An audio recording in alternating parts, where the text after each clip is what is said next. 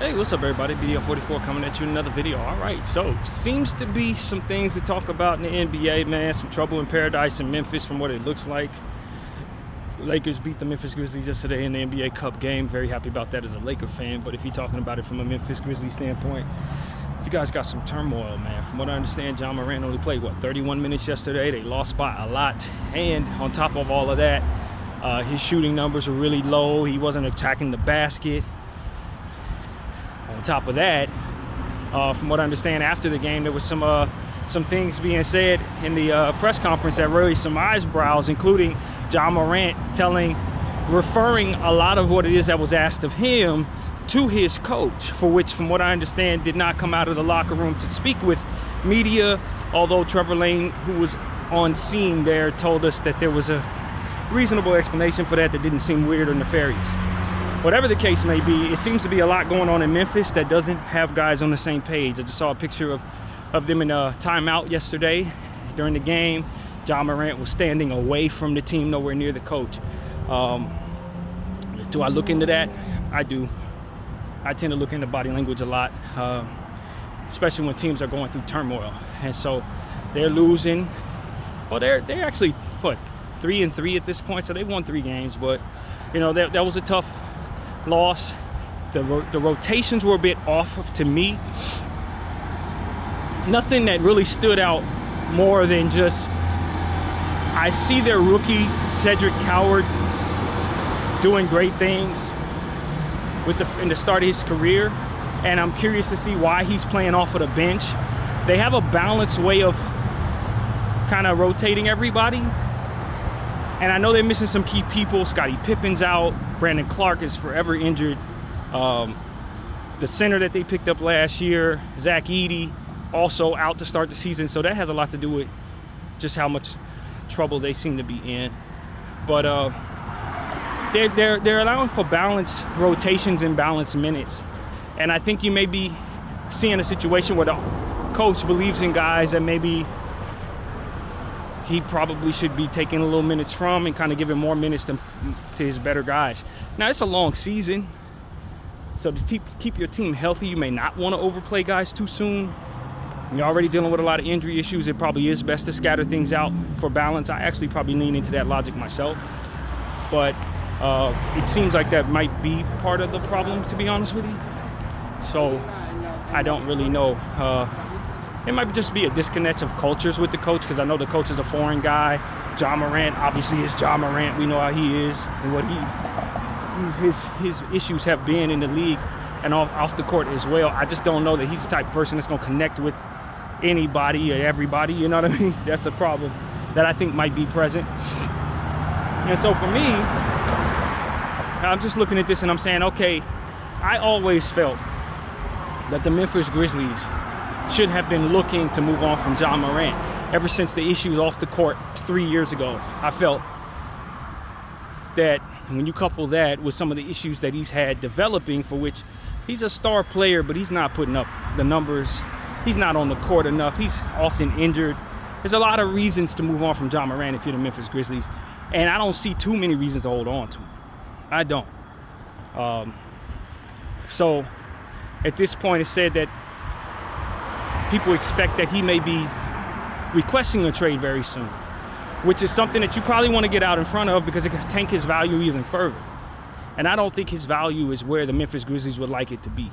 As long as he's on the team, you can prance him around as a star this, a star that, and he's the face of the team and all that. That's cool, great.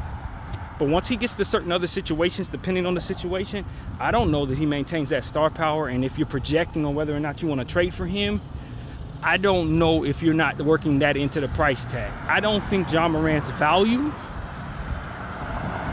is what Memphis thinks it is in the market. Now, especially with him and his contract situation being whatever it may be. I don't know if he's already signed an extension that's way up in the cosmos, or if he's due for an extension, whatever the case may be. But if he's trying to get the money that his star power would garner, I don't think the production nor the expectations of him being healthy is worth that. So for me, I see a lot of problems with Ja Morant leaving Memphis and staying with Memphis. He goes to the wrong situation. Let's say he's in a log jam with guards. That could be a nightmare. So it's a lot wrong there. And his behavioral stuff has to be worked into the equation on top of the injury stuff, on top of the bad shooting numbers from a guard. It's not great, man. It's not great. It's probably a good buy low situation for those who believe in Ja Morant as a superstar. He ain't worth that right now. So what do you do with Ja? Do you hold on to him in Memphis, move on from the coach? From what I understand, they moved on from the last coach because Ja wasn't happy with the offense and all of it that had to do with that. They moved on from that coach right before the playoffs. They ain't do nothing in the playoffs. I don't know where Memphis goes from here, but I can say they paid Jaren Jackson a lot more than what I would have been comfortable paying him. I don't think he's what they say he is there. I like him as a rim protector, obviously one of the best shot blockers in the league, good rebounder, very strong body at the center position. I got him in the Bam Adebayo range of things. He's like that tier, and that's a good tier to be in. Definitely elite starting center, somebody you expect to make an all-star team a few more times. That is great, but to give him like super max money like you're trying to pay Wemby or Luka or something like that, that's crazy. I don't know what the hell they were thinking agreeing to that. I would have moved him before paying him that for certain. I didn't agree with the decision to pay Desmond Bane. We see how that turned out. They ended up trading him for KCP and basically role players, and they lucked out in the draft and getting Cedric Coward. I think they need to move forward in a tanking mode of doing things and probably bring in some people that just have a different vision for their entire franchise. This is a grit and grind franchise, a franchise that's known for physical play, rebounding. You're talking about Zebo, talking about Ja in his prime. You're talking about players of that nature. And, at this point, I don't see that identity on this squad, and they need to find it again. They need to find it again. So that's my attitude with the Memphis Grizzlies. I just think that they're lucky to have the 3 wins they got, to be honest with you. And I don't like where their franchise has been for the last 3-4 years, and it doesn't project to be going anywhere over the next 3-4 years. So it's probably best to start the process of an entire rebuild. If you can trade anything and everything for picks, you trade it all for picks, and you keep the young players that they like. Javon Small, Cedric Coward, Scottie Pippen Jr. when he gets back from his long-term injury, which is kind of bad for them, obviously. Zach Edey, if you want to hold on to Zach Edey, he's still on his rookie contract. I never really thought that he was a great bet to stay healthy, bringing him to a situation where guys have had injury issues consistently throughout the course of their lineup. Bringing back Brandon Clark. I like Brandon Clark a lot, but I can't trust Brandon Clark to stay healthy. I never have been able to trust Brandon Clark to stay healthy, so why I keep bringing him back just to sit on my IR every year? It's just, the vision is whack. I'm going to be honest with you. The Memphis Grizzlies vision has been trashed for a little while now, and that's just my own personal opinion. I think they need to just gut the whole thing, to be honest. Gut it out. Gut it. Trade Jaren Jackson for salary matches and picks if at all possible, although I don't know that he's actually worth that. Not to me, he ain't. And like I said, I like Jaren Jackson, but now that he's on a wacky contract, there's no way, if I'm a contender, I expect that I can bring that contract to me and remain a contender. I just don't see that. I don't see it. So, yeah, their whole situation is just bad. I'm not going to lie, he's bad. And I don't blame Ja for being unhappy, but I also wouldn't blame Memphis for kind of being a little irritated and tired of Ja. In the modern era, if you're going to be a superstar guard, you can't be a deficient three-point shooter. I think he was 0 for 7 yesterday from behind the arc or something like that. He's in a slump. I respect that. But even with him out of the slump, he's still a bad three-point shooter. So I like Ja as an attacker, but that he attacks makes it so that he's more of an injury risk. Every time he goes up for one of his wonderful jams, you have to wonder if he's going to come down right or if somebody's going to knock him out the sky. He's just a bad bet in a lot of areas, man. And I wouldn't want him to be somebody that I have to count on, bro. I really wouldn't. I would not want him to be somebody I have to count on. And so with that being said, I don't really know if there's an easy fix for the Memphis Grizzlies, maybe there's a piece that they can trade for that can kind of make them a contender again with what it is that they have. But like I said, most of the stuff you can't count on to stay healthy, man. When you got Zach Edey, you got Brandon Clark, and real roles, you can't count on those guys to stay healthy, man. And so, John Morant, can't count on him to stay healthy. So, yeah, man, if I'm the GM, you bring in a really good GM. I think the first order of business is to kind of gut it. Just gut it. Start over. Try to get yourself as much draft equity as you can. Try to finesse a way to get some young players in some type of trade. You got to gut it out because there ain't nothing going on there, man. It's nothing happening. And, that's really my take on the Memphis Grizzlies. I don't think they're headed anywhere. Their ceiling is probably play-in tournament. If everybody's healthy and clicking, they can make the playoffs. So I'll say it's a little higher than that, playoffs. But are they getting out of first round? Are they getting out of second round? Do they have a chance against the better teams in the league? Of course not. Of course not. They run to OKC, they're getting swept. No problem. Run into the Rockets, likely swept. No problem. They ain't got a chance. Run into Luka and LeBron and Austin, you're getting swept. You may win a game. You'll win a game, but that's about as far as it goes for them in the playoffs. So I don't like Memphis at all. What their vision is, how they've been working things around, who they've been paying. I don't like any of it. I like the Coward draft pick, but I think they lucked into that. You know what I mean? I don't necessarily think they just went out and said, yo, we have to have this player. I think he was the best player available for them in the draft potentially. And it's just working out so far early on, but it ain't a situation that I'd want to be in, to be honest with you. And it's just who's making decisions at the top of that thing is the question. Maybe they need to move on from that person and hire one of those guys like Masai Ujiri, somebody like that. Just invest in a president that's not in place. I don't know who they have in the top of their thing, so I'm not here to bash anybody specifically. I'm just looking at the moves and I'm saying I don't agree with them. So that equates to me thinking it's time to move on from somebody who's in charge. That's how I look at it. For all I know, they got a great person at the top, but whatever's going on there, it ain't good.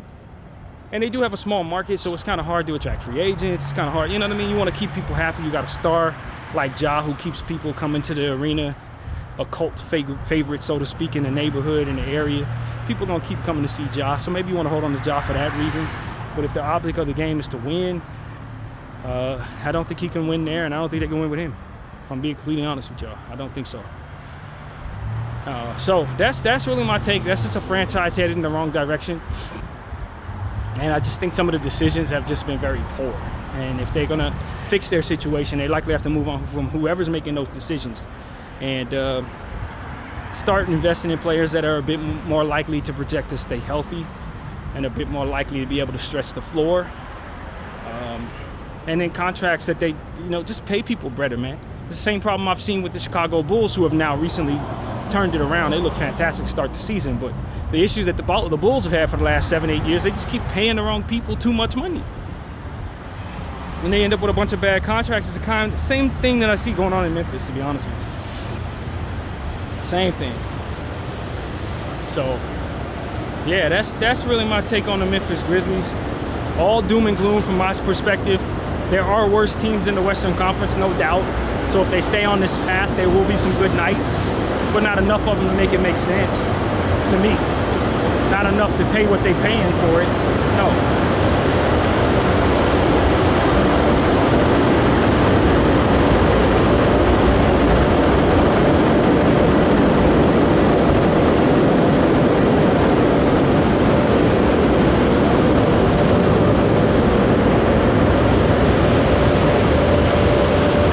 With their pieces is in the trade market, I don't think most of their pieces are worth what it is they hope it would be to reset their situation. I don't think you can get multiple first rounders for Jaren Jackson's contract. I don't think you can get multiple first rounders for Ja Morant at this point. I don't think so. KCP's not worth much in the market. Nothing that you can reset your situation with in any way. Zach Edey, injury-prone center, doesn't even project to really do well in the modern NBA. That was a bad decision for that organization. Brandon Clark, can't trust him to stay healthy. Nobody's paying anything real for that player at this time. Just keep going up and down the line. Like, Well, you're going to trade your young player Coward? That kind of defeats the purpose, but he's probably the most valuable thing you got for the cost that people would want to pay. You know, Jaren's obviously your best player, but when you put him on a bad contract, ain't nobody going to want to trade for that. So, like, what do you have that anybody actually wants? Well, you could probably sell people on John Morant's name. Okay, you could sell that piece, but you're not getting what you want for him. You're not. You're not going to get what you want for him. And like I said, players like Scottie Pippen, you like Scottie Pippen, but he's hurt for the next 3 months or whatever. You know, you got to get him back out there 100%, reestablish what he's been, and then trade him. That's not going to happen anytime soon. So, like, it's a lot of wrong there. Santi Aldama, he ain't worth much. I mean, he's a nice stretch four, but he's not anybody you're going to pay a pick for or anything like that. You might be able to get 2 second-rounders for him in this market. Maybe a role player just like him.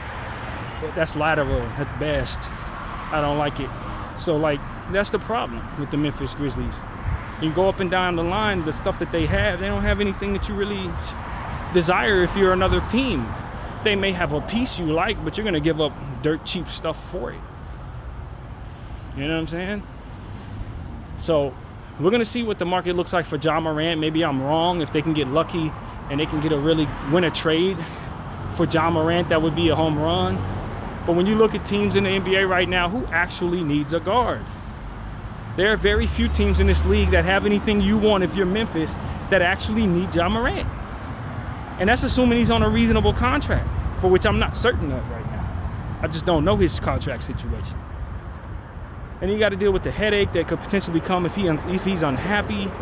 I think he's matured away from some of that stuff off the court, but I'm going to dock you for it if I'm on the other side of the trade table anyway. You know what I mean? So they should have moved on from Ja a long time ago. They should definitely be moving on from him now. And if they got any real sense as a franchise, they probably move on from Jaren Jackson too. They probably will. They move that contract. But I don't think anybody's going to take that either. So, yeah, it's just a wacky situation, man. It's a wacky situation. It doesn't look like it has much of a solution. They have to continue to use their scouts, who have been pretty good over the years, to bring them players that can produce in inexpensive areas. Their G League unit, their second round picks, their undrafted market in the coming years. They have to do well in these areas. And the teams that do usually pull themselves out of these type of situations. And to be honest with you, it's been looking pretty good for teams that have been in bad situations when they go that route. Phoenix has done pretty well in that area. They're out of the dumps. I don't know how they did it. They do project to have a poor future, but like, they've been finding stuff in the areas necessary to assure they have tradable assets. They may be able to pull themselves out of this because they've been doing so well in that way. I think Phoenix is actually, when you projected where Phoenix would be when they made the trades that they made in the previous, with the previous regime over the last couple years, I think this is absolutely the best case scenario for Phoenix. So if Phoenix could find themselves in a situation they're in where they look pretty respectable, despite not having any picks between now and 2030, then of course Memphis, who's not nearly in as bad a situation, can find a way out of it. But they do have to start.